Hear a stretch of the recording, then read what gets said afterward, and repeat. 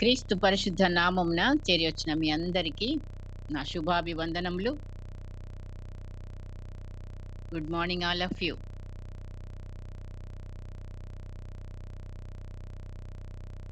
ఈ దినము కొరకై ఏర్పాటు చేయబడిన వాక్య పాఠము సామెతల గ్రంథము 3వ అధ్యాయము 6వ వచనం చదువుతున్నానండి. సామెతలు 3:6.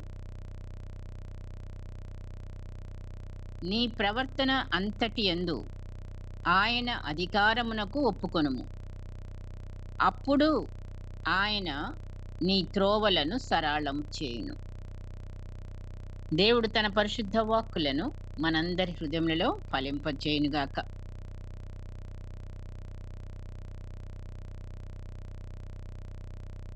ఎందుకని మన ప్రవర్తన అంతటి యందు ఆయన అధికారానికి ఒప్పుకోవాలి? మన ప్రవర్తన మంది కదా అనుకుంటే, ఈ లోకానికే అధికారి ఎవరండి? యేసయ్య, దేవుడే. ఆయన సృష్టికర్త, సర్వాధికారి. నేను సర్వాధికారిని అని ఆయనే తన నోటారా చెప్పుకున్న దేవుడు కదా. ఆయనకి కంటే అధికమైన ఏది కూడా లేదు. ఇంకా ఆయనే అన్నిటికీ కూడా పైన. అవును, పరలోకంలో సింహాసనంపై కూర్చుని మరి ఇశ్రాయేలీయులు చే స్తోత్రములు ఆయన సింహాసనం. అలాగా మనం కూడా మన సింహాసనాలని సిద్ధపరిచి యేసయ్యని కూర్చోబెట్టాలి. తండ్రి, కుమారుడు, పరిశుద్ధాత్మ దేవుడు, త్రియేక దేవుడిని, ఆయన నామమును గొప్ప చేయుటకు ఆయన మనకు దేవుడు. ఇంకా ఈ లోకంలో ఉన్న రాజులు ఎందరున్నా, ఇంకెవరున్నా, ప్రభువులున్నా, రాజులకు రాజు ఆయనే, ప్రభువులకు ప్రభువు ఆయనే. ఎవరు గ్రహించినా గ్రహించకపోయినా కదా, కొద్ది గొప్ప మనం గ్రహించుకుంటున్నాము. కానీ ఆచరణలో ఎంతవరకు ఉన్నదో మరి మనకే తెలుసు. అంత భయపడుతున్నామా? నిజంగా ఒక రాజుని వాళ్ళు పూర్వకాలంలో రాజుని ఎలాగైతే ప్రవక్త వచ్చి మరి అభిషేకం చేసి వెళ్ళిపోయిన తర్వాత వీళ్ళు మామూలుగా కూర్చున్న వాళ్ళు కొంతమంది అడుగుతారు, ఏంటి అతను వచ్చి నీకేం చేసిపోయాడు, ఏం చెప్పాడు? ఏం లేదు. తర్వాత ఏదో చెప్తాడు, అవును ఇట్లా నన్ను అభిషేకించి వెళ్ళాడు అని. వెంటనే వాళ్ళు మనుషులే అప్పటి వరకు సమానంగా ఆ వ్యక్తితో కలిసిమెలిసి తిరిగిన వాళ్ళే ఒక రాజు అనగానే వెంటనే వాళ్ళు ఇంకా ఆర్భాటంగా రాజు చిరంజీవి అగునుగాక అని, తర్వాత ఇక వాళ్ళు చాలా చాలా ఆయనని ఉన్నతంగా చూస్తారు, సంతోషిస్తారు, ఆయనకు ఆ ఉన్నత పదవిని ఇస్తారు, ఆ గౌరవం ఇస్తారు. ఎంతగా మరి వాళ్ళు లోబడి ఉంటారంటే, మాటలు కూడా నీ దాసుడు అని చాలా చక్కని సంబోధనలు మనం చూస్తాం. రాజుల గ్రంథాలు చదువుతుంటే తెలుస్తూ ఉంటుంది. ఒక రాజుకి ఇవ్వవలసిన గౌరవము ఆ ప్రజలు నిజంగా మరి యాజకులు అందరు కూడాను మరి మంచి గౌరవాన్ని ఆరోపిస్తారు. ఒక భూమి మీద ఉన్న రాజుకి అంత గౌరవం. మరి రాజులకు రాజు, ప్రభువులకు ప్రభువు ఆయన మన దేవుడు. అంత సర్వాధికారి, సైన్యములకు అధిపతి. ఇంకా ఆయనను వర్ణించాలంటే ఎన్ని మాటలో మరి మనకి రావు కదా. ఇంకా చాలా చాలాగా మరి సర్వశక్తిమంతుడు, మహోన్నతుడు, పరిశుద్ధుడు. ఇంకా ఆయనని మించిన వాడెవరు కూడా లేరు అని కొన్ని సందర్భాల్లో మనం ఆయనకి గౌరవం ఇస్తాము, ఆరోపిస్తాము. బాగానే ప్రార్థన చేసినప్పుడు ఎక్కువగా కదండి. అలాగా మరి మన జీవితానికే ఆయన రాజుగా, మన జీవితానికే ఆయన మరి అంత ఉన్నతుడుగా మనం ఆయన అన్నాడు చూడండి, మరి సముద్రమును ఆయన దేవుడికి భయపడట్లేదు మనుషులే. సముద్రమును దాని యొక్క ప్రవాహములను, అలలను అరికట్టింది ఏంటి అని అంటే, ఇసుక చేత సముద్రానికి ఆనకట్ట కట్టాడు దేవుడు.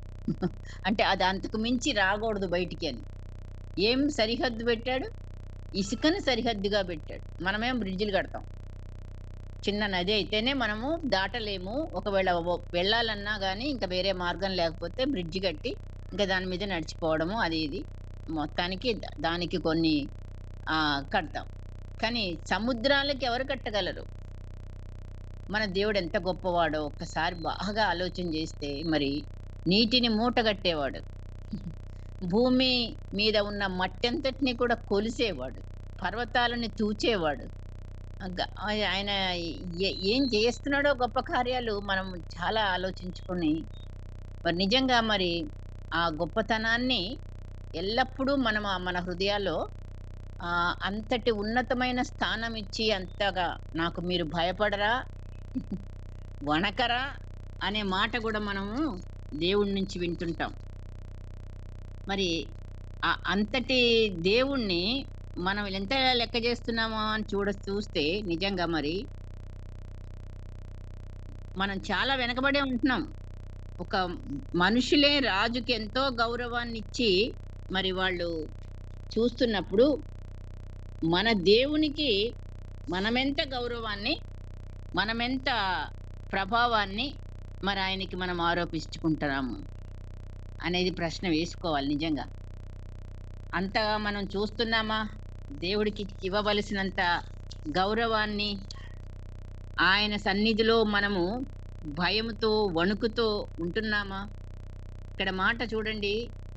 ఇర్మియా గ్రంథము 5వ అధ్యాయంలో 22వ వచనం. 5:22 సముద్రము దాటలేకుండునట్లును దాని తరంగములెంత పొర్లినను అవి ప్రబలలేకయు ఎంత ఘోషించినను దాని దాటలేకయు ఉండునట్లు నిత్య నిర్ణయము చేత దానికి ఇసుకను సరిహద్దుగా నియమించిన నాకు మీరు భయపడరా? ఎంత మాట! నా సన్నిధిని వణకరా? ఇదే యెహోవా వాక్కు. ప్రజలు ఎందుకని ఆయనంటే వణుకు రావట్లేదు? ఎందుకని ఆయనంటే గౌరవం లేదు? ఎందుకని ఆయన్ని ప్రక్కకు పెడుతున్నారు? ఎందుకు అన్ని ఆజ్ఞలు ఇచ్చి అంతా ఇప్పుడు ఇందాక చదివారు వాక్యంలో. మరి ఆయన యుద్ధం చేసి, ఆయన సముద్రాన్ని పాయలు చేసి, ఆయన మరి అంత గొప్ప కార్యాలు చేసి ఐగుప్తు నుంచి విడిపించిన తర్వాత అన్ని అద్భుతాలు చూసి మన జీవితాల్లో కూడా చూస్తున్నామండి. వాళ్ళేనా ఏంటి? మనం చూడట్లే? మన జీవితంలో ఎన్ని అద్భుతాలు, ఎన్ని ప్రమాదాల నుంచి, ఎన్ని భయాల నుంచి, ఎన్ని ఓటముల నుంచి నిజంగా ఒక్కొక్కటి తలుచుకుంటే దేవుడు మనం రాయమంటే బుక్కు మనకు కూడా పేజీలు సరిపోవు. అంతగా మనకి ఆయన కాపుదల భద్రతతో మనల్ని కాపాడుతున్నాడు. ఎందుకంటే ఆయన స్వరూపంలో నిన్ను నన్ను చేసుకున్నాడు. ఆయన రక్తము చేత నిన్ను నన్ను కొన్నాడు. మరి నిజంగా మరి అంతటి ప్రాధాన్యత నీకు నాకు ఇచ్చిన దేవుడికి మరి మనం ఎందుకు చులకనగా చూస్తున్నాము అనేది ప్రశ్న. ఎందుకంటే ఒకటేనండి, ఆయన మనల్ని అంతగా ప్రేమిస్తున్నాడు గనక.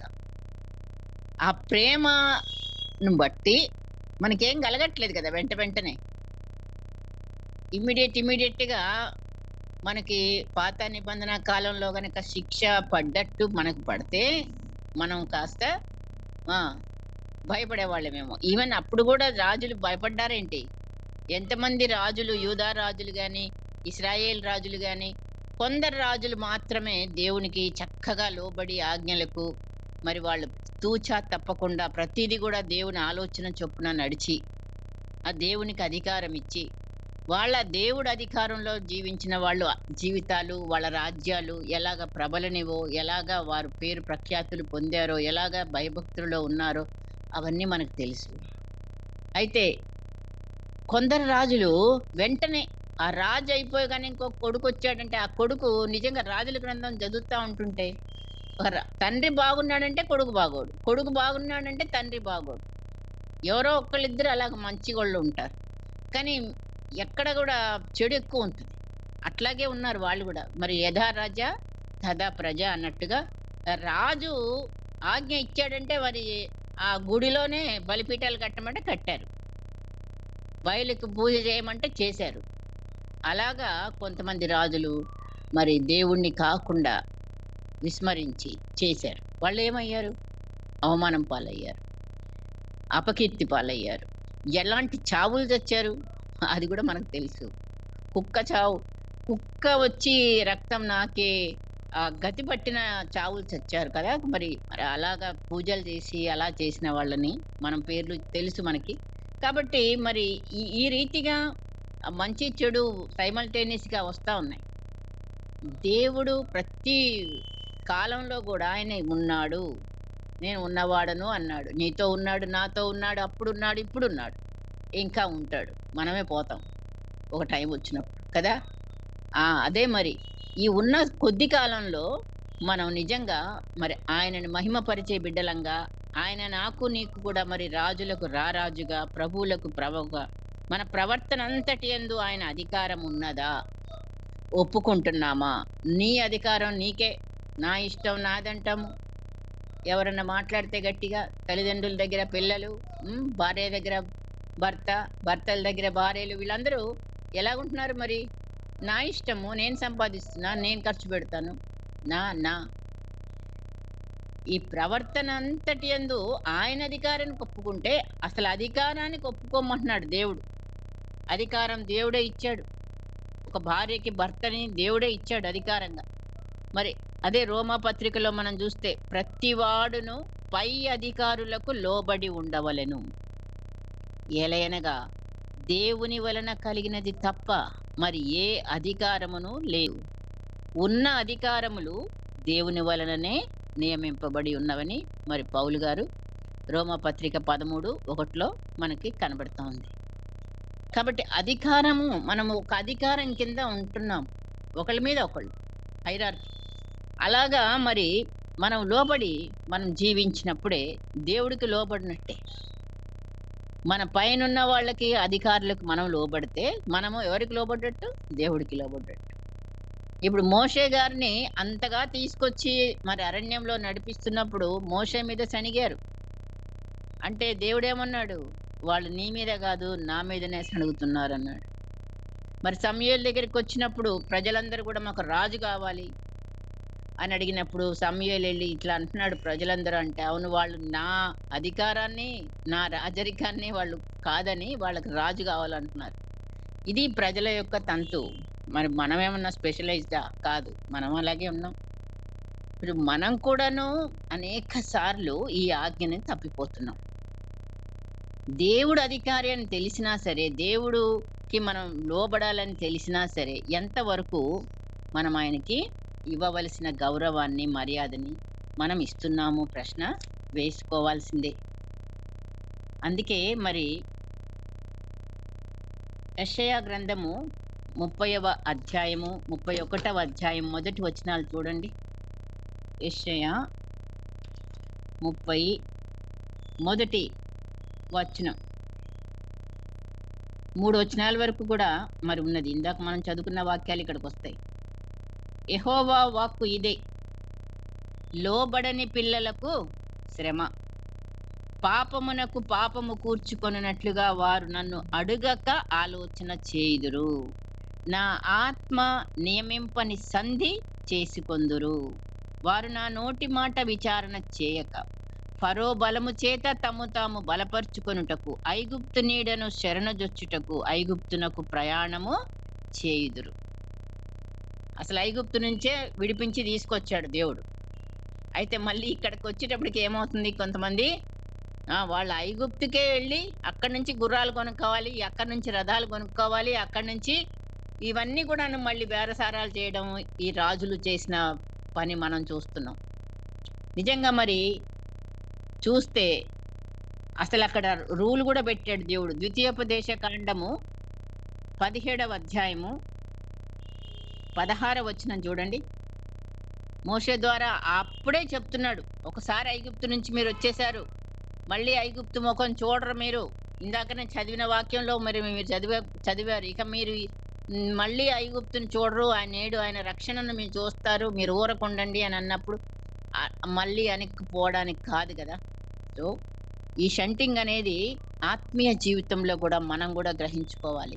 మనం కొన్ని వదిలేసాం, కొన్నిటిని కొన్నిసార్లు దేవుడికి అప్పగించుకున్నాము, పశ్చాత్తాపం పొందాము, విడిచిపెట్టాము, దేవుని మార్గంలో నడుస్తున్నాము, అభివృద్ధి కోసం ఆశపడుతున్నాము, ఆత్మీయంగా ఎదుగుదల కొరకు ఇవన్నీ ఒక్కొక్క మెట్టు మెట్టుగా వస్తూ కూడా మరి మళ్ళీ వెనక్కి పడిపోవడాలు, వెనక్కి చూడడాలు, మళ్ళీ ఆ శారీరకమైన మన కోరికలైతేనేమి, మన కంట్రోల్ తప్పిన బిడ్డలంగా, మాట అయితే గూడా కంట్రోల్ తప్పినట్టేగా. ఆ! మాట మొదలుకొని, ఆలోచన మొదలుకొని, దేవుడు ఆలోచన నుంచి ఆయన అధికారానికి ఒప్పుకోమన్నాడు. మామూలు గాదు మరి. నన్నడగక ఆలోచన చేయుదురు. మనము ఎన్ని ఆలోచనలో చేస్తాం. కానీ అన్నిటికి కూడా తీర్మానం ఎవరు? యెహోవానే. కాబట్టి మరి నన్నడగకుండా ఆలోచన గూడా చేయొద్దన్నప్పుడు మనం ఎన్ని ఎన్ని కార్యాలు మనం ఆయన్ని అడగకుండా చేస్తున్నామండి? అది మనం ఒకసారి పరిశీలన చేసుకోవాలి. మరి రోజు వింటున్నాము, రోజు వాక్యం చదువుకుంటున్నాము, రోజు కూడాను ప్రార్థనలో ఉంటున్నాము. మరి ఇంకా మనం లోబడనోళ్ళని పిల్లలమేనా? మనకి శ్రమలేనా? మనం ఆయనకి అవిధేయులంగానే ఉంటామా? ఆయనని ఏ స్థానంలో మనం చూస్తున్నాం? ఇప్పుడు ఈ వాక్యం చూద్దామా? ద్వితీయోపదేశ కాండము 17, 16. ఆనాటి ఇప్పుడు రాజుగా నియమించుకోవాలి. నీ సహోదరులను 15 నుంచి చూడండి. నీ సహోదరులలోనే ఒకని నీ మీద రాజుగా నియమించుకొనవలెను. నీ సహోదరుని కాని అన్యుని నీ మీద నియమించుకొనకూడదు. ఆ రాజు ఎలాగుండాలంట? అతడు గుర్రములను విస్తారముగా సంపాదించుకొనవలదు. తాను గుర్రములను హెచ్చుగా సంపాదించుటకు గాను జనులను ఐగుప్తునకు తిరిగి వెళ్ళనీయకూడదు. ఏలయనగా యెహోవా ఇక మీదట మీరు ఈ త్రోవను వెళ్ళకుండడని మీతో చెప్పెను. మీ హృదయము తొలగిపోకుండునట్లు అతడు అనేక స్త్రీలను వివాహము చేసుకొనకూడదు. రాజుకిచ్చిన ఆజ్ఞ. రాజనేవాడు అనేక స్త్రీలను చేసుకోకూడదు. ఐగుప్తు నుంచి ఏం తెచ్చుకోకూడదు. మన సాల్మన్ అయ్య గారు మరి రాజు వచ్చిన తర్వాత ఎన్ని రథాలు, ఎన్ని గుర్రాలు ఆయన శాలలో పెట్టాడు. మరి అదంతా కూడా మరి స్త్రీలను కూడా అనేక మందిని ఆయన వివాహం చేసుకున్నాడు. అందుకే ఏమయ్యాడు? మరి అన్య దేవతలకు బలిపీఠాలు. దేవుడు ఎన్నిసార్లు ప్రత్యక్షమై మళ్ళీ మళ్ళీ ప్రత్యక్షమై ఎంత జ్ఞానాన్ని దేవుడిచ్చాడో. మరి ఈ యొక్క జీవితాలు మన ముందు ఉన్నాయి. మనము ఎంతవరకు ఫాలో అవుతున్నాం?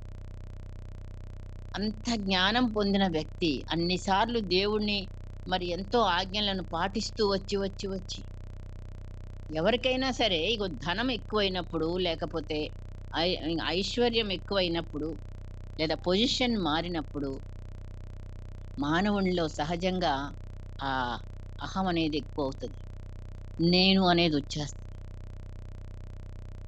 దేవుణ్ణి ఆశ్రయించినంత కాలం, కొంతమంది రాజుల గురించి రాసినప్పుడు ఉంటుంది ఆ మాట. దేవుని ఆశ్రయించిన కాలం ఎంతో బాగున్నది, పరిపాలన అన్నీ కూడాను. ఇంకా మనసునందు గర్వించి అని ఉంటుంది. అవును, మనిషికి వచ్చేదే అది. సో ఆ గర్వం అనేది మనలో వచ్చినప్పుడు, లేదా ఆత్మీయంగా కూడా మరి చాలా మరి దేవుని యొక్క ప్రత్యక్షతలు, లేకపోతే ఆ జ్ఞానము, దైవ జ్ఞానము ఎక్కువైనా కూడా కొన్నిసార్లు అదొక గర్వం కూడా అతిశయించే బిడ్డలంగా. కానీ మనం దేని యందు అతిశయించాలి? ప్రభువునందు తప్ప మరి దేని యందును అతిశయించడానికి లేదు, పౌలు వలె. కాబట్టి ఇదిగో ఈ రీతిగా ఆ రాజులకు ఇచ్చిన ఆజ్ఞని మరి వాళ్ళు పాటించుంటే అందరు రాజులు కూడా దేవుణ్ణి మహింపరిచేవాళ్లే, ప్రజలందరినీ కూడా సరి అయిన మార్గంలో నడిపించేవాళ్ళే. అట్లాగే ఈనాటి మరి మనం కూడాను ఎంతవరకు మనం ఆలోచనలు దేవునికి అధికారానికి అప్పగిస్తున్నాం? మన సొంత ఆలోచనలు ఎన్నిసార్లు చేస్తున్నాం? సో ఇక్కడ ఆలోచనలో తప్పిపోయేవారని ఉంది. లోబడనొల్లని పిల్లలకు శ్రమ, పాపమునకు పాపము కూర్చుకున్నట్లుగా వారు నన్ను అడగక ఆలోచన చేదురు. ఇది నంబర్ 1. మనం అడిగి ఆలోచన చేయాలి. ఆలోచన ఆయనకి తెలిసి, ఆయనకి ఎట్లాగో తెలుస్తుంటది. ఆలోచనలే ఆయన పరిశీలిస్తాడు. హృదయ అంతరంగమునే పరిశీలిస్తున్నాడు. స్కానింగ్ అక్కడ జరిగిపోతుంది. మరి అయినా గాని మనకు తెలీదనుకోని ఆయనకి మనం జేసే పనులు మనం జేస్తా ఉన్నాం. చాలా నవ్వుకుంటాడాయన. మరి మనం గురించి. అదే 31 అధ్యాయము యెషయా సేమ్ థింగ్ ఉంటది. అదే మాటలు గూడా చూడండి. యెషయా 31 ఒకటో వచనం నుంచి. ఇశ్రాయేలు పరిశుద్ధ దేవుని లక్ష్యపెట్టకయు, యెహోవా యొద్ద విచారింపకయు, సహాయము నిమిత్తము ఐగుప్తునకు వెళ్ళుచు గుర్రములను ఆధారము చేసుకొని, వారి రథములు విస్తారమనియు రౌతులు బలాఢ్యులనియు వారిని ఆశ్రయించు వారికి శ్రమ. శ్రమలే వస్తాయి. మనము మనుషుల్ని ఆశ్రయిస్తాం. ఎంతమంది మనము ఇంకా మనుషుల్ని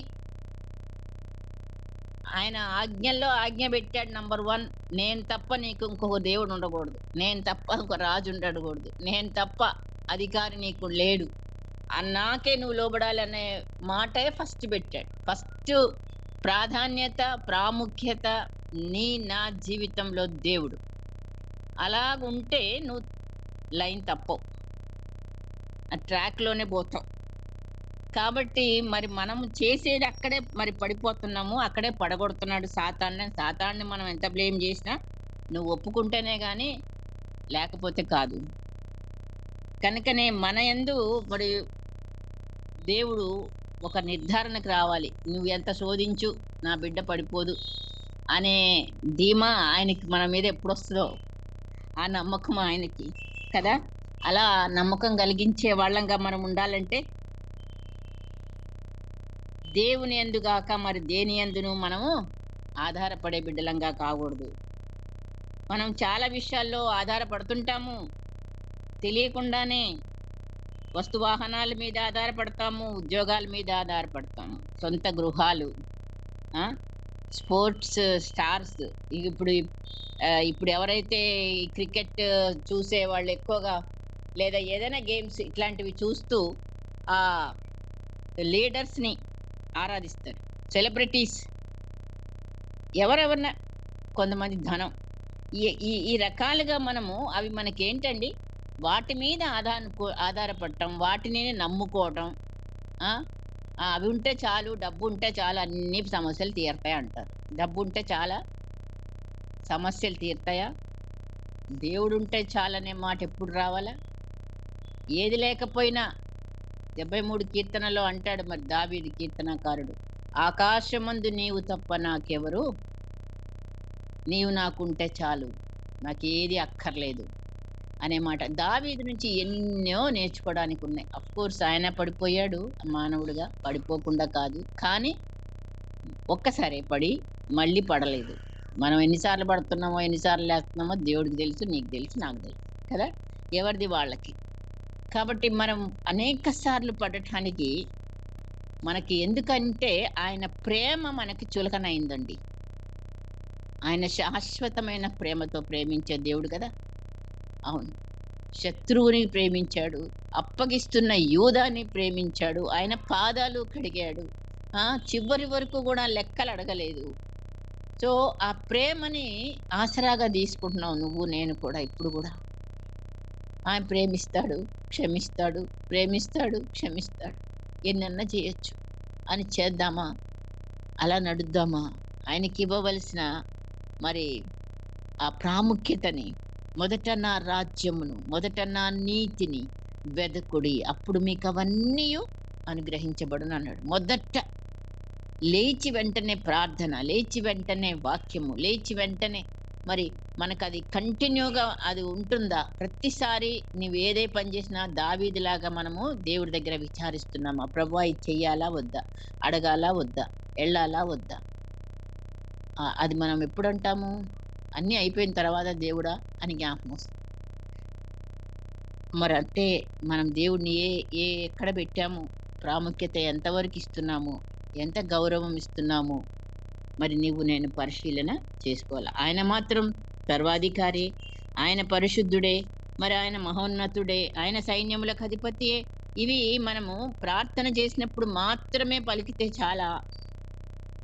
జీవితంలో ప్రతి ప్రవర్తనలో ప్రతి నిమిషము కూడా ఆయన అధికారానికి నువ్వు నేను ఆ! లోబడుతున్నామా? అలా లోబడ్డప్పుడే దేవుడు మన పక్షంన యుద్ధం చేస్తాడు. అప్పుడే మనకు జయం అనుగ్రహించేది. అప్పుడే మనం మహిమ పొందుతాడు మనలో. అప్పుడే మనకు కాపుదల. అప్పుడే మనకాయన కృప, ఆయన దయ, ఆయన అన్నీ కూడాను మనకి మనము పొందుకునే బిడ్డలంగా ఉంటాం. అప్పుడే ఆయన మరి మనతో నిత్యం గూడా మనకు తోడై ఉండాలంటే అవును. మరి ఆయనకు లోబడకపోతే ఆయన మనకు తోడెలాగుంటాడు? ఓ పక్కన మనం ఇంకొక తోడుని జత చేసుకున్నప్పుడు దేవుడి తోడు ఎలాగుంటదప్పుడు? దేవుని శక్తి ఎప్పుడొస్తది మనకి? ఆయన శక్తి మీద మనం ఆధారపడితేనే. మన సొంత శక్తి మీద, మన సొంత జ్ఞానం మీద, మన సొంత ప్రయత్నాలను మనము ఆధారపడితే మన చదువు మీద, మన యొక్క జ్ఞానం మీద నేను చేయలేనా? నేను నిలబడలేనా? నాకు రాదా? అని గనక మనం చేయబోతే అక్కడ మనకు ఫెయిలే. అది నష్టమే జరుగుతది.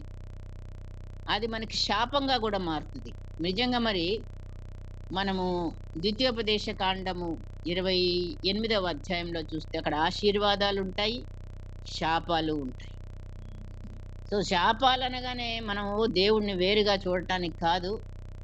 కానీ ఆయన మనకు హెచ్చరికలుగా మనతోనే అనిపించి మరి మనకు జ్ఞాపకం చేస్తూ ఎలాగా ఏ ఆశీర్వాదాలు మనం ఎలా పొందుకుంటామో, ఎప్పుడైతే మనం ఆయనను నిజంగా రాజులకు రాజుగా, ప్రభువులకు ప్రభుగా, నాకు రాజు ఆయన, నాకు ప్రభు ఆయన అని మనం అనుకున్నప్పుడే మనం ఆ గౌరవాన్ని, అధికారాన్ని ఆయనకిచ్చినప్పుడే. అందుకనే సొలొమోన్ గారు మరి సామెతలు రాశాడు. నీ ప్రవర్తన అంతటి యందు ఆయన అధికారమునకు ఒప్పుకొనుము. అనుదినము కూడా మరి మనము మన శరీరాలను మనము ఆయనకి అప్పగించుకున్నప్పుడు, మన ఆలోచనల్లో పోయి మరి మనకు అధికారం లేదు సొంతంగా ఆలోచించడానికి. దేవుని యొక్క మరి ఆలోచనతోనే మనం చెయ్యాలి. ఎందుకంటే మనం ఆయన రక్తం చేత కొనబడ్డ వాళ్ళము. మనకాయన యజమానుడు, మనం దాసులము, దాసురాండ్రము. కనుక మరి పౌలు అన్నాడు గదా! నేను క్రీస్తుతో కూడా సిలువ వేయబడి ఉన్నాను. ఇకను జీవించువాడను నేను కాను, క్రీస్తే నా యందు జీవించుచున్నాడు అంటే అర్థం, క్రీస్తు అధికారము నా యందు జీవిస్తున్నాడు. ఆయన అధికారి అయి జీవిస్తున్నాడు. క్రీస్తుకు లోబడి అనగా ఆయన ఆలోచనలకు లోబడి జీవించే వారంగా మనము ఉండాలి అన్న విషయమే. అప్పుడే ఆయనని సంతోషపెట్టే బిడ్డలంగా ఉంటాము. కన్యమరియ గారు తెలుసు మనకి. ప్రభు దూత వర్తమానం విన్న వెంటనే ఇదిగో ప్రభు దాసురాలను అని చెప్పింది. దేవుని ఆలోచనకు లోబడింది. లోకం ఏం చేస్తారో కూడా ఆమెకు తెలుస్తూ హేళనలున్నాయి. మరి పెళ్లి క్యాన్సిల్ అవ్వచ్చు, లేకపోతే ఇంకేదైనా అవన్నీ కూడా అవమానాలేగానే రావచ్చు కూడా. కానీ దేవుణ్ణి సంతోషపెట్టే బిడ్డగా ఎవరిని కూడా ప్రమేయం లేకుండా తనకు తానుగా దేవుడికి మరి ప్రభు దూతకి మరి లోబడి ఆయన ఆలోచనకి తను ఒప్పందం చేసుకున్నది గనుక మరి ఆమె ధన్యురాలైంది. రెండవదిగా ఏమిచ్చాడండి అక్కడ మరి మనము ఆలోచన, నన్ను అడుగక ఆలోచన చేస్తారు, నా ఆత్మ నియమింపని సంధి చేసుకుంటారు. అదిగో ఆయన ఆత్మ నియమింపని సంధి. మనం ఎంతమందితోనో సంధి చేయడం అంటే అది మన ఇష్టంతో సంధి చేస్తూ ఉంటారు. అంటే కొన్నిటిని మనము యాక్సెప్ట్ చేస్తూ ఉంటాం. అంటే మన శరీర బలహీనత అని చెప్తామేమో బహుశా, లేదా మనుష్య రీతిగా మాట్లాడుతూ ఏదైనా ఒక అపవిత్రతకో లేకపోతే అక్రమానికో లేకపోతే మన అవయవాల్ని కొన్నిసార్లు ఎలాగా దాసత్వానికి అప్పగించుకుంటాం. అంటే పరిశుద్ధత కాకుండా అవినీతికి. సో మన శరీరాన్ని మన కంట్రోల్లో, మన అవయవాలన్నీ కూడా దేవుని అధికారానికి, దేవుని ప్రభుత్వంలో ఉన్నాయా? అదనమాట. మనం ఇతరులతో అంటే ఇప్పుడు పాపంతో సంధి జేయడం. అది మనం మళ్ళీ కవర్ జేయటం. లేదా అంటే దాన్ని సమర్థించుకోవడం అండి. సమర్థించుకుంటామా? ఏం పర్వాలేదు అందరు అందరలా చేయట్లేదా? నేను కూడా. కొన్నిటిని మనము దాన్ని ఒప్పుకున్న రీతిగా మన అవయవాలలోనే ఇప్పుడు మనం కొన్నిటిని సమర్థించుకుంటాం. నా కోపం ఇంతే, లేకపోతే నేను ఇట్లాగే ఏమైనా మన స్వభావాలు మారకుండా ఉన్నప్పుడు, మన మాట గావచ్చు, లేకపోతే ఇంకేదైనా గావచ్చు. మన అవయవాలకి మన మన శరీరం అంతటిని కంట్రోల్ చేసేది ఏంటి చెప్పండి? మన నాలుక. అది యాకోబు గారు చాలా బాగా వర్ణించి చెప్తాడు గదా! సర్వ శరీరము దేని స్వాధీనంలో ఉంది? నాలుక స్వాధీనంలో. అవయవాలన్నీ కూడా మరి. సో, మాలిన్యానికి కారణము నాలుక. అబద్ధం ఆడుతది, మోసం చేస్తది, అల్లరి చేస్తది, ద్వేషము, కలహము, శాపం పెడతది. ఏంటో ఇంక చణుగుతది, గొణుగుతది. ఇవన్నీ కూడా మాటల ద్వారా నాలుక గారు చేసే అధికారం. కానీ దేవుని అధికారానికి మనం సర్వ శరీరము, అవయవాలన్నీ లోబడాలంటే నాలుకని దేవుడికి మనము మన మాటలు, మన ఆలోచనలు, మనము చేసే ప్రతి పని, మన అవయవాలన్నీ కూడాను ఆయనకి మనం సమర్పణ చేసుకుంటూ. అందుకే మరి శరీరాలను సజీవ యాగముగా మనం దేవునికి సమర్పించుకున్న వారంగా, దేవుని యొక్క మరి ఆహ్, నాలుకతో మనము పాజిటివ్ పలికే వారంగా, శాపాలు పెట్టే వారంగా కాకుండా, దేవుని కార్యాలు జరుగుతాయని, దేవుడు ఉన్నాడని, నీకు అన్యాయం జరగదని, లేకపోతే అలాంటి మాటలు మన నోటనంట రావాలి. అంతేగాని వ్యతిరేకమైన మాటలు, లేకపోతే సాతాను పలికే పలుకులు మన నోటికి రావడానికి లేదు. చీకటే ఉండొచ్చు గాక మన జీవితంలో కొన్ని కోణాలలో. కానీ మనం ఏం పలకాలి? అక్కడ వెలుగు కలుగును గాక అని పలకాలి. సో, పరిశుద్ధాత్మతో కలిసి మనము ఈ మాటలు పలికినప్పుడు మరి ప్రవక్త యెహెజ్కేలు ఎలా పలికాడు? అక్కడ అన్నీ చూస్తే ఎండిపోయిన ఎముకలు గుంట భయంకరంగా ఉందంట. అన్ని దగ్గర తీసుకెళ్ళి ఇప్పుడు వీళ్ళు సజీవులుగా మారతారా అని అడిగితే నీకే తెలుసు ప్రభువా అన్నాడు. ఆ! మరి నువ్వు పలుకయ్యా అంటే పలికాడు. ఆ పలుకులు మనం గూడా ఎండిన ఎముకల లోయలో ఉన్న మన చుట్టూ పరిస్థితులు ఎంత బలహీనమైనవో, ఎంత ఎండిపోయినవో, ఎంత అనారోగ్య పరిస్థితుల్లో నువ్వు ఉన్నావో, లేకపోతే ఏది మరి నిన్ను గెలుస్తానికి ట్రై చేస్తుందో, అట్లాంటి ఓటమిలలో నువ్వు ఉన్నా గూడా అక్కడ నువ్వు విజయము ఆ! క్రీస్తుదే అనే, యేసు రక్తమే జయము అనే మాట నువ్వు పలికితే అక్కడ అద్భుతం చూస్తావండి. కరెక్ట్‌గా మనము మన నోటితోనే మనము ఏది పలికినా జీవము, మరణము నాలుక వశము. కాబట్టి మనం జీవాన్ని కోరుకోండి అని కూడా దేవుడి వాక్యము కనబడుతుందక్కడ. అందుకే దేవునికి వ్యతిరేకంగా మనం మాట్లాడకుండా, దేవునితో కలిసి పనిచేసే వాళ్ళంగా మనం మాట్లాడినప్పుడు మన మాటలు, మన కార్యాలు మనకి అద్భుతాలు దేవుడు చూపిస్తాడు. అదే సణుగులు సణిగి అరణ్యంలో వాళ్ళు ఏమయ్యారు? రాలిపోయారు. నీళ్లు లేవనో, ఆహారం లేవనో, మాంసం ఇప్పుడన్నీ మనకు కూడా కనబడేటియి అవే కనబడతాయి. మన ఇంట్లో గూడా కొన్ని పరిస్థితులు కనబడుతున్నాయి. కొన్ని అనారోగ్యాలు కనబడుతున్నాయి. కొన్ని అన్యాయాలు కనబడుతున్నాయి. వీటినే చూస్తామా? లేదు, దేవుణ్ణి చూద్దామా? అదే సణుగు, గొణుగనేది నోటికి రానీయకుండా మనం కంట్రోల్‌లో పెట్టడానికి పరిశుద్ధాత్మ దేవుడే మరి మనకి సహాయము చేసి, మరి మన ఆలోచనలు, మన ప్రవర్తన, మన క్రియలు, మన మాట సమస్తమును ఎవరికి? అధికారి దేవుడు. మనకి రాజులకు రాజు, ప్రభువులకు ప్రభువు ఆయన గనుక ఆయనకి మనం సమర్పించుకున్నప్పుడే మనం ఈ అద్భుతాలు, ఆశ్చర్యాలు చూస్తాము. దేవుడు మన పక్షంగా యుద్ధం చేయడం చూస్తాము. మనకి విజయం కలగజేయడం గూడా మనం చూడగలుగుతాం. పరిశుద్ధాత్మ దేవుడు ఈ వాక్యాన్ని మనందరి హృదయంలో ఫలింపచేయునుగాక. ప్రార్థన చేసుకుందాం. అద్భుతకరుడవు, ఆశ్చర్యకరుడవు, ఆలోచనకర్తవు, నిత్యుడవగు తండ్రివి, బలవంతుడైన దేవుడు, సమాధానకర్తవు. నాయనా నీకు వందనాలు, స్తోత్రాలు చెల్లిస్తున్నాను. నాయన మా ప్రవర్తన ఎలాగుండాలో నాయన మా ప్రవర్తన అంతటి యందు నీ అధికారమునకు మేము ఒప్పుకొన్న బిడ్డలంగా ఉన్నప్పుడు నీ నుండి అద్భుతాలు మేము చూడగలుగుతామని నాయనా నీవే సర్వాధికారివి మా గృహానికి మాకు నాకు నాయనా అలా మేము నిన్నే రాజుగా మేము అని తండ్రి మరి అంతటి గౌరవము అంతటి విధేయత నీయందు నమ్మకము విశ్వాసము కలిగిన వారంగా మేము జీవించడానికి ప్రభువా మా సొంత ఆలోచనలను పక్కన పెట్టి మొదట నీకు మేము ప్రాముఖ్యతనిచ్చిన వారంగా నిన్ను మొదట నా రాజ్యము నీతిని అన్నావు తండ్రి.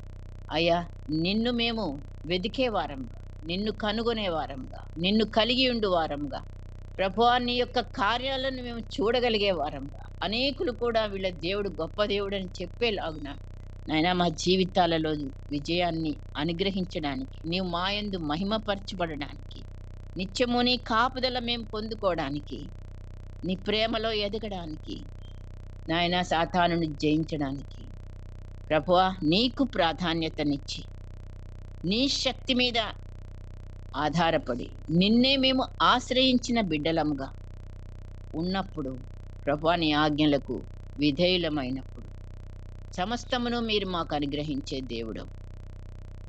అట్టి జీవితమును మేమందరమును పొందుకొని నీ నామాన్ని మహిమపరచులాగా మమ్మల్ని మేము నీకు ఈ ఉదయ కాలమున సమర్పించుకుంటాం.